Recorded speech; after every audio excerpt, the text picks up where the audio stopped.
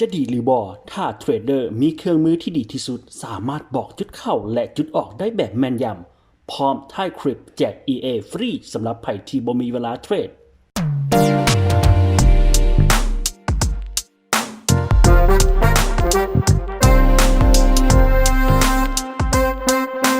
ครับสวัสดีพี่น้องชาวลาวสวัสดีพี่น้องชาวเทรดเดอร์ทั่วทุกภาคพื้นของประเทศลาวนะตอนรับเข้าสู่การแนะนำการเทรด Forex ในมื้อนี้นุ่มกันจะมาแนะนำการนำใช้เครื่องมือการเทรด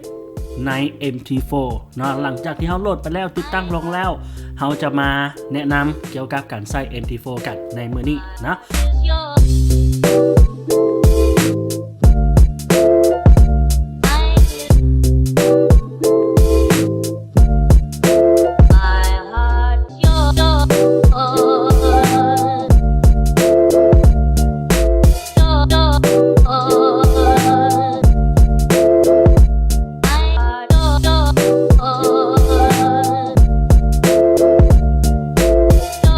สมมติว่าเราอยากจะได้ EU หรือว่า Euro ดอลลาร์เนาะสามารถเลือกไปได้ลากไปเลยลากไปเลยหรือว่าคลิกขวาChart Window ก็ได้เช่นเดียวกันนะหลังจากที่เลือกมาแล้วอันนี้เป็นการย่อเต็มจอน้อยนะกันแล้วแต่ความมักความถนัดของไผ่ลาวนะไผ่ที่อยากจะเอาตารางนี่ออกอาจจะเป็นการไล่ตาหรือไผ่ที่อยากจะเอามาใช้ในการเทรดก็ได้เนาะปิดเปิดตารางเพียงแต่คลิกขวาแล้วบทนี้เลยเนาะหรือว่า Ctrl G นะอยู่ที่คีย์บอร์ด Ctrl G นะปิดเปิดก็ได้หลังจากที่ปิดมาแล้วทางนี้เราจะเป็นคูเงินของ EU แล้วเนาะมันจะมีแปลว่าในนี้ที่นิยมกันหลายๆก็คือกราฟแท่งเทียนเราสามารถมาเลือกนี่ได้ว่าเราจะเลือกเทรดกราฟแบบใดนะอันนี้ที่เราเปิดกันอยู่จะเป็นบาร์ชาร์ตนะตัวนี้จะเป็น candlestick หรือว่า candlestick นะหรือว่าวันนี้จะเป็นไลน์ชาร์ตนั่นเองก็แล้วแต่ความถนัดนะในการเทรดของไผ่ของเราเลือกเป็นแท่งเทียนแล้วนะเราก็ให้มันเนี่ยมากดปิดเปิดบนนี้ก่อนนะเพื่อความสะดวกในการเทรดนั่นเองหลังจากที่เราเลือกบนนี้แล้วนะเราสามารถเข้าไปตั้งค่าในส่วนต่างๆกันได้เพียงแต่คลิกขวาอยู่บนเปาวางนี้นะแล้วเลือกเข้ามา property หรือว่า F8 ก็ได้นะ F8 อยู่บนคีย์บอร์ดก็จะขึ้นมาหรือว่าคลิกขวาเลือก property ก็ได้เนาะในนี้มันจะมีให้เราเลือกเปลี่ยนสีพื้นหลังเอาสีแบบใดนะสีขาวก็ได้สีดำก็ได้นะสมมติว่าเลือกเป็นสีขาวเราก็ต้องเลือกว่าเป็นโฟกเล่าหรือว่าจะเป็นตัวเลขแบบนี้นะน่าจะเป็นเลือกเป็นสีดำบอสีดำมันจะขึ้นมาเนาะหลังจากเลือกเป็นสีดำแล้วบาร์ชาร์ตจะเอาสีใดนะค่าขึ้นจะเป็นสีนี้บอกแทนเทียนค่าขึ้นตัวนี้ใส่ในมันใส่ในมันโอเคแบบนี้ก็ได้หรือค่าลงเลือกเป็นสีแดงนะแล้วแต่มักนี่แล้วแต่มักของไผ่ของเรานะไผ่ที่มีความถนัดแบบใดนะเลือกเป็นสีแดงกดเบิ้งปุ๊บมาเรียบร้อยโอเคนะในการเปลี่ยนสีตัวนี้ในการเปลี่ยนสีเลือกเปลี่ยนตามใจนะมักแบบใดนี่เส้นอาร์คไลน์เส้นอาร์คไลน์เป็นสีดำเบาะสีแดงเบาะนะเส้นอาร์คไลน์เส้นบิดเส้นอาร์คอย่างต่างๆสามารถโซอยู่นี่ได้นี่เป็นเส้นแดงๆขึ้นมาเนาะเข้าไปตั้งค่าได้ลองเล่นกันเบิ้งนะอันนี้บ่มีอย่างเสียหายเพียงแต่การตั้งค่าในการเทรดในการที่จะแสดงหน้าจออยู่ใน MT4 ในการเทรดของเฮานะตอนนี้อยากจะปิดก็ได้หรือว่าอยากจะเปิดไว้ก็แล้วแต่เนาะโอเคถ้าอยากเปิดก็เพียงแต่เข้ามาตัวนี้ Market Spot ปิดก็เข้าตัวนี้เช่นเดียวกันสำหรับอันนี้ก็เป็นเครื่องมือเทนไลน์เครื่องมือในการวาดเทนตัวนี้จะเป็นสีขาวนะสำหรับตัวนี้จะเป็นสีขาวถ้าหากว่าวาดเทนไลน์มาแล้วเฮาบ่เห็นสีเนาะก็เพียงแต่คลิกขวาอยู่บนปาวางแล้ว Object List นะ Object List ตัวนี้เทนไลน์ที่เฮาวาดไปเมื่อกี้นี้เนาะเป็นสีขาวนั่นเองเฮาเบิ่งบ่เห็นเพราะว่าพื้นหลังตัวนี้เป็นสีขาวเพียงแต่กด Edit เนาะ Edit ไปเลยแล้วมาเลือกสีเนาะเอาสีอย่างก็ได้ความใหญ่ความหนาของเส้นตุบนี่เลือกเรียบ ห้อยเนาะอันนี้เป็นเส้นเทรนไลน์และตัวนี้เป็นเส้นแนวหักแนวต้านนะเป็นสีแดงนะใครที่อยากจะเปลี่ยนสีก็ได้เพียงแต่คลิก2 บาทนะให้มันขึ้นเม็ดแบบนี้ขึ้นมานะถ้าหากว่ามันบ่ขึ้นแบบนี้บ่สามารถปรับเปลี่ยนได้มีแต่คลิก2 บาทนะให้ขึ้นแบบนี้ขึ้นมาแล้วคลิกขวา horizontal line property เลือกสีเลือกเปลี่ยนแบบว่าอยากจะได้สีใดเส้นทีนะครับในต้านเลือกขนาดของมันเราอยากเอาใหญ่เอาน้อยซ้ำใดแล้วแต่เนาะโอเคอย่าพอเนาะถ้าหากว่าเทรนไลน์แบบนี้เนาะโอเคถ้าของไผ่ที่เป็นเทรนไลน์เนาะเป็นเทรนไลน์แบบว่าบ่ได้เป็นแบบนี้สามารถมาปรับเปลี่ยนอยู่บนนี้ได้เลยถ้าไผ่ที่บ่ได้ปรับเปลี่ยนมันก็จะเป็นแบบนี้นะเวลาวาดเทรนไลน์นั่นเองโอเคดีลบไปก่อนเวลาเราวาดเทรนไลน์มันจะเป็นแบบนี้โอเคมันจะยาวๆแบบนี้ให้เลยนะไผ่ที่มักแบบนี้บ่ต้องเปลี่ยนก็ได้ไผ่ที่บ่มักเพียงแต่คลิก2 เทื่อแล้วไปเปลี่ยน horizontal line เนาะตัวนี้เทรนไลน์นั่นเองเทรนไลน์ property เนาะคลิกตัวเลออกเลือกหมุนไปหมุนมาได้ตามใจพันไปนะในการนำไส้เครื่องมือนะครับในต้านเทรนไลน์ต่างๆเทรนไลน์ต่างๆเนาะและเราจะมาแนะนำการเข้าออเดอร์กันก่อนบาทนี้เนาะการเข้าออเดอร์ง่ายๆก็เพียงแต่เข้ามา new order กด new order หรือว่ากด F9 ก็ได้ตัวนี้จะเป็นตัววอลลุ่มนี้จะเป็นส่วนที่จะให้เฮากำหนดว่าเฮาจะเข้าในล็อตเท่าใดน้อยหลายจำใดก็เลือกเอาเนาะในนี่เราจะเลือกเป็น 0.01 ก็แล้วกันนะไผที่เป็น1ล็อตก็สามารถเปลี่ยนกันได้ 0.01 ก็ได้ 0.02 ก็ได้หรือว่าเฮามาพิมพ์เอา305พิมพ์เอาได้นะสำหรับ stop loss นี่เราจะเลือกว่าเราจะกด sell หรือกด buy เราจะสามารถให้มัน stop loss ในมองใดเนาะสมมุติว่าน้องการจะเอา stop loss กด buy ขึ้นไปเนาะ buy ก็คือเทรนขาขึ้นจะเอา stop loss เป็นตัวนี้ 1.11215 ก็พิมพ์กันไปนี่เลยนะเวลาที่ราคาลงมากายบนนี้จะตัดขาดทุนไปโดยอัตโนมัติเนาะโดยที่บ่ให้เฮานี่ขาดกำไรหลายเกินไปเนาะเท่าที่ควรหรือว่าใครที่บ่อยากจะล่างพอร์ตก็ควรจะเอา stop loss นี้เป็นตัวกำหนดในการตัดขาดทุนนะหรือจะเป็น take profit นี่เลือกว่าเวลาเฮากดซื้อไปแล้วให้มันขึ้นมาฮอดไสเฮาจะเอาจุดใดเป็นตัวที่ตัดกำไรโดยที่เขาไม่ต้องไปว่ากดตัดมือเนาะก็คือสมมติว่าขาขึ้นเนาะซื้อในโหมดขาขึ้นเขาสามารถเอาจุดนี้ได้เป็นตัวที่กำหนดว่าเขาจะเอาเป็นตัว take profit 1.11449 เนาะสมมติว่า 1.11449 พิมพ์ไปเลยและกด buy ได้ทันทีนะหลังจากที่เขากดตัวนี้แล้ววอลลุ่มแล้วเนาะแล้วก็กำหนดว่า stop loss แล้วกำหนด take profit เรียบร้อยแล้วเราก็สามารถกด buy ไปเลยเนาะสำหรับการคอมเมนต์ตัวนี้ใส่หรือบ่ใส่ก็ได้นะว่าเฮานี่เทรดในโหมดใดใช้เทคนิคตัวใดในการเทรดนะ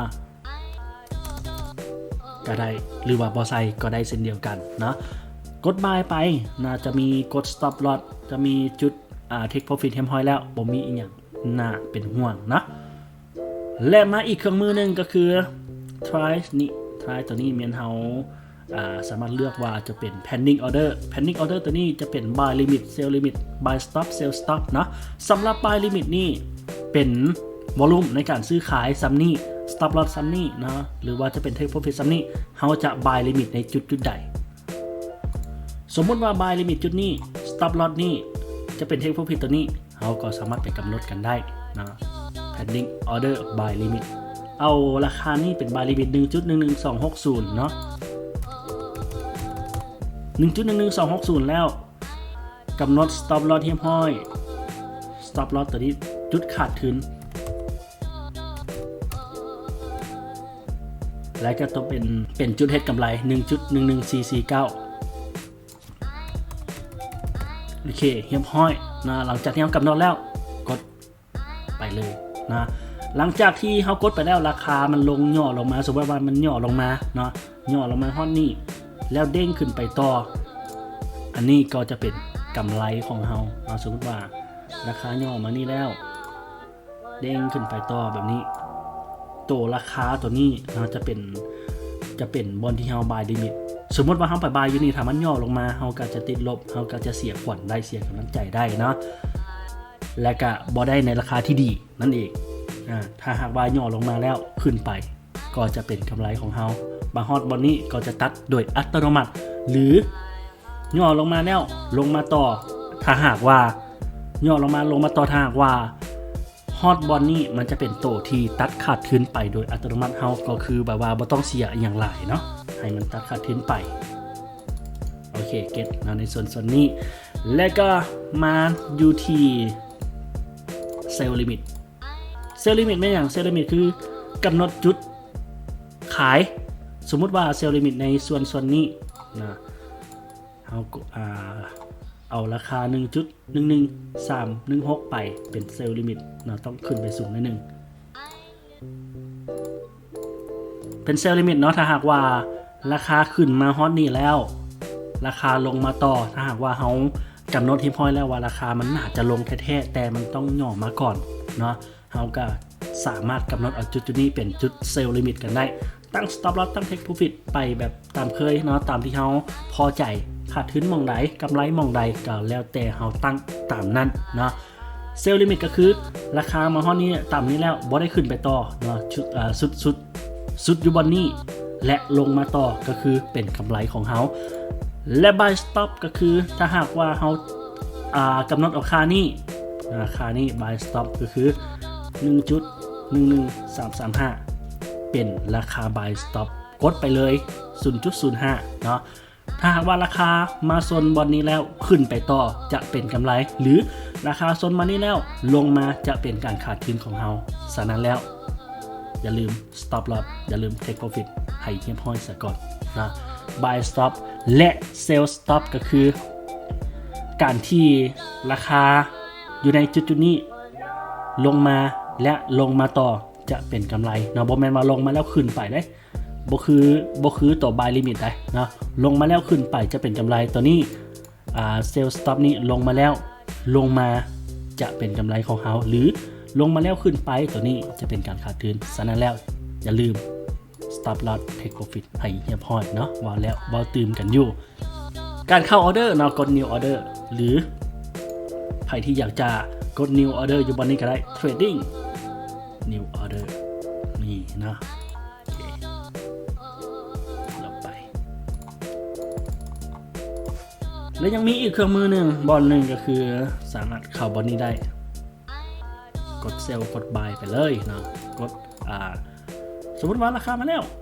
โอ้บอลนี่ซาเว้ย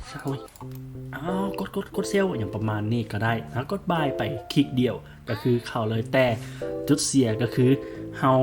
บอสามารถตั้ง stop loss ตั้ง take profit ได้เฮาต้องเอามาตั้งเทื่อหลังนะก็คือสมมติว่าเฮากดเซลล์บอลนี่เฮาต้องคลิกหัวแล้วก็มาตั้ง property แล้วก็มาตั้งใหม่นะก็คือแบบเดียวกับส่วนนี้นั่นเองเก็ทเนาะและก็หลังจากนั้นนะเขาจะมีเครื่องมือการแจ้งเตือนนะเครื่องมือการแจ้งเตือนว่าสมมติว่าให้ราคามาฮอดนี่แล้วเขาเกี่ยมที่จะเซลล์ให้มันราคาฮอดนี่ก่อนสามารถตั้งกันได้ trading alert alert ถ้าหากว่าราคามาฮอดจุดนี้เดี๋ยวมันจะเป็นลูกศรเนาะถ้าว่าราคามาฮอดจุดนี้มันจะแจ้งเตือนทันทีนะคือคล้ายๆกับมองปุ๊กท่านไหนใครที่บ่มีเวลาอยู่หน้าคอมสามารถใช้ตัวนี้ได้ trading alert การแจ้งเตือนขึ้นมาฮอดปุ๊บนะจะห้องทันทีนะคอมพิวเตอร์เขาจะห้องทันทีและให้เขาฮู้ว่าโอ้ยราคามันมาฮอดนี่แล้วเด้อเกี่ยมเซลล์ทันทีเลยนะถ้าหากว่าราคาฮอดนี่แล้วเนาะดังที่เขาได้ตั้งใจไว้โอเคเว้ามายาวนะยังมาทันได้แนะนำกันเพื่อเกี่ยวกับการล็อกอินเข้าบัญชีเทรดนะก็คือเข้ามาไฟล์นี่เลยนะไฟล์ตัวนี้จะเป็นการเข้าล็อกอินบัญชีนะจะเป็นล็อกอินตัวนี้ก็ได้ล็อกอินเทรดเดอร์แอคเคาท์ก็ได้หรือว่าจะเป็น ล็อกอิน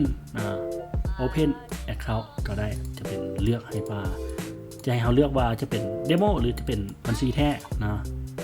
ง่ายๆเข้าตัวนี้ Login to Trade Account เลือกไปได้ว่าบัญชีเขานี่เป็นบัญชีเดโมหรือจะเป็นบัญชีแท้นะถ้าหากว่าเป็นบัญชีเดโมต้องเข้ามาเปลี่ยนอีกก่อนไป Copy รหัสตัวที่เขาสมัครมาเนาะสมัครมาใหม่ๆจะส่งเข้า UT email และก็นอกจากนี้ Copy เอารหัสตัวที่ Trader เนาะ UT email เฮาอย่าลืมเนาะ Copy ทั้ง2อย่างอย่าพิมพ์เด็ดขาดถ้าหากว่าพิมพ์แล้วมีโอกาสผิดพลาดนั่นเองเนาะและนี่ก็คือการแนะนำเครื่องมือในการเทรดคร่าวๆสำหรับขั้นเริ่มต้นสำหรับขั้นพื้นฐานเนาะสำหรับใครที่อยากจะเทรด Forex สำหรับในมื้อนี้นะก็จบเพียงเท่านี้นะพบพ่อกันใหม่ใน EP ต่อไปสบายดีก่อนจากลากันไปขอแนะนำคอร์สสอนออนไลน์สามารถลิ่นสั้นได้ลิ่นยาวได้เปิดแบบออโต้ได้สั่งการปิดออโต้ทั้งหมดในปุ่มเดียวได้สามารถตั้งระบบสู่ข่าวได้การเรียนแบบนี้ต้องเรียน2มือจึงจบหลักสูตรใส่ได้ทั้ง2บัญชีอายุการใช้งานแมน1ปีพร้อมแจกระบบออโต้รันถึง$100ขึ้นไปใช้แบบบ่มีหมดอายุ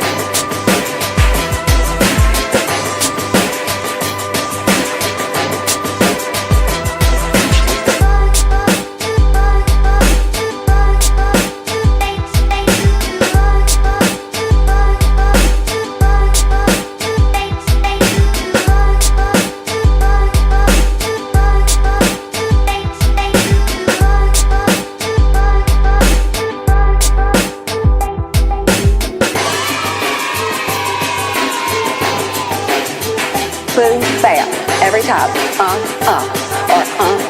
Your hands are always like this.